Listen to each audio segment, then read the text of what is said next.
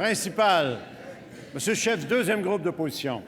Monsieur le Président, depuis des semaines, le ministre de la Santé s'indigne contre les baisses d'augmentation des transferts en santé, contre les conditions d'Ottawa sur les transferts en santé. Et pendant que le ministre de la Santé s'époumonne sur la place publique, bien, on a un premier ministre qui a déjà levé le drapeau blanc. Non seulement le premier ministre se fait le grand défenseur du pouvoir fédéral de dépenser, mais il remet même en cause la hausse de 6 % des transferts fédéraux. Et je veux le citer. Le premier ministre dit « Certains souhaiteraient que l'accord actuel, incluant la hausse de 6 % soit renouvelé tel quel. Ce serait là une occasion ratée.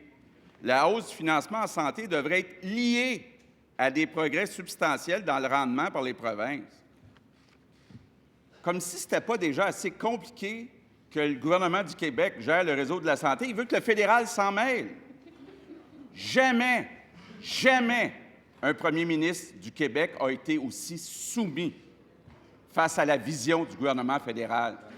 Quand le premier ministre va-t-il enfin défendre les intérêts de la nation québécoise? S'il vous plaît. Monsieur le premier ministre. Nous défendons avec vigueur les intérêts de notre nation, mais surtout, j'attire son attention là-dessus, les intérêts de tous les Québécois, de toutes les catégories et de toutes les origines qui forment cette nation. Et je pense qu'il devrait méditer là-dessus.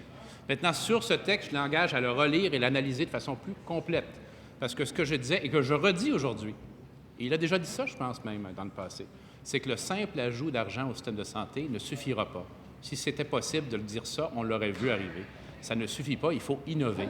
Ce que j'aurais dit également, c'est que l'imputabilité de cette innovation, ce n'est pas au gouvernement fédéral qu'on l'a fait, c'est ici au Québec. Et ce que j'ajoute en terminant, Monsieur le Président, c'est que notre collègue procède à des changements majeurs qui vont justement dans le sens de l'innovation et de la modernisation. Argent seulement ne suffira pas. Argent, modernisation, innovation, c'est la recette, c'est celle que notre collègue est en train d'appliquer.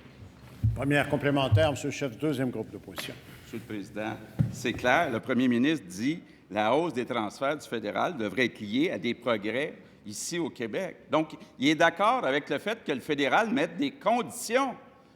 Jamais Robert Bourassa ou Jean Lesage auraient accepté ça.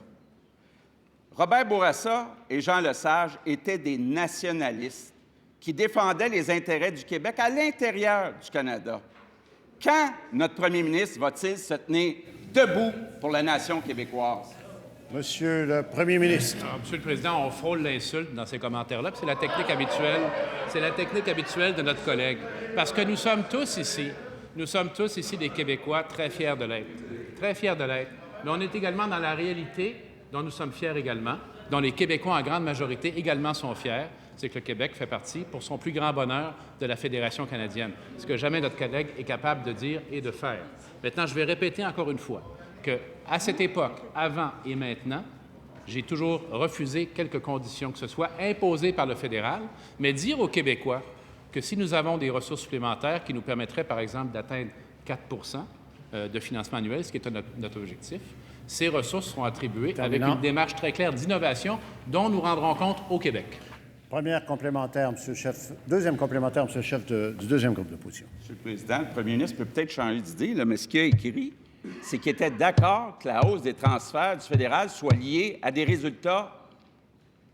Monsieur le Président, pour le premier ministre, c'est comme si le gouvernement fédéral, c'était un grand frère, puis lui, il se sent obligé d'avoir l'approbation du grand frère.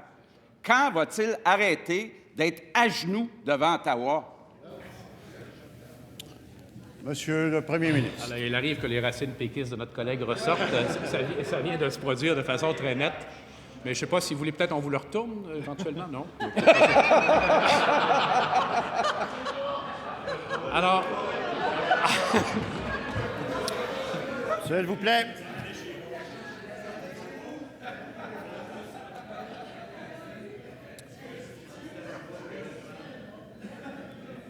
La fin de la période des échanges est terminée. Monsieur le premier ministre, ça va parler. En fait, notre collègue, je pense que les gens le ressentent bien, c'est un indépendantiste en moratoire. C'est ça actuellement qui est la deuxième opposition. Mais je vais revenir encore une fois sur cette réalité qui ne changera pas, qui n'a jamais changé et qui ne changera pas. Il n'y a aucun lien d'imputabilité en santé entre le gouvernement du Québec et le gouvernement fédéral. L'imputabilité se fait, et d'ailleurs c'est écrit dans le texte, au Québec, dans nos institutions et à l'Assemblée nationale. Et je répète encore une fois qu'on a non seulement l'intention d'investir davantage en santé, sans conditions fédérales, en préservant la symétrie, mais surtout d'innover.